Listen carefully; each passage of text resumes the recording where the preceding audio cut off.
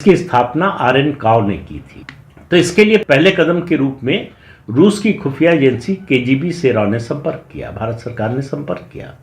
कुछ जानकारी तो मिली लेकिन कोई विशेष मदद नहीं मिली केजीबी से। जिन दूसरे देशों से रॉ के कामकाजी संबंध थे उसमें इंग्लैंड, कनाडा, वेस्ट जर्मनी, तब तक दोनों जर्मनी एक नहीं हुए थे, वेस्ट जर्मनी, इजराइल और जापान थे। लेकिन ये सभी अमेरिका के करीबी मित्र थे।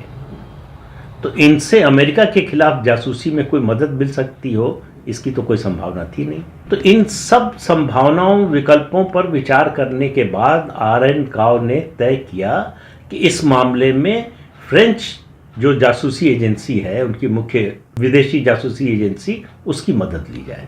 इसका नाम उस समय SDECE था, जो अब बदलकर DGSE हो गया है। इसी समय एक और घटना हुई। फ्रांस के राष्ट्रपति जनरल चार्ल्स डी गॉल सत्ता से हट गए और उनके सक्सेसर की मौत हो गई कुछ दिनों में। उसके बाद अमेरिका और फ्रांस के रिश्ते सुधरने लगे।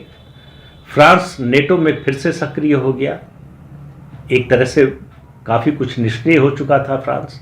लेकिन आर.एन. काओ की उम्मीद इस बात पर टिकी थी कि इस सब के बावजूद, इन सारी घटनाक्रमों के बावजूद फ्रांस की सरकार अमेरिका को लेकर सशंकित बनी हुई थी। तो फ्रांस में यानी पेरिस में जो भारतीय राजदूत थे वो बंगाली थे। ये IFS में, इंडियन फॉरेन सर्विस में पहले सेना में थे, वहां से आए थे। और उनकी पत्नी लग्जमबर्ग की रहने वाली थी और लेकिन फ्रेंच भाषी थी, यानी फ्रेंच भाषा की जानकार थी।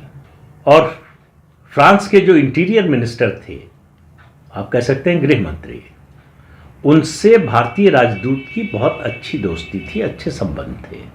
उनके जरिए फ्रांस की जो खुफिया एजेंसी थी उसके प्रमुख तक संदेश पहुंचाया गया कि भारत ऐसी मदद चाहता है, इस तरह का काम करना चाहता है।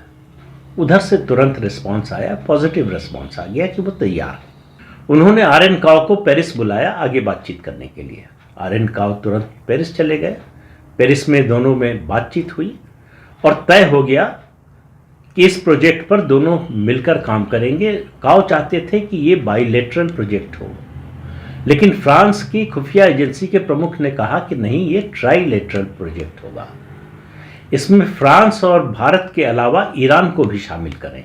आर.एन. काओ ईरान के जो शाह रजा पहलवी थे उनको बहुत अच्छी तरह से व्यक्तिगत रूप से जानते थे।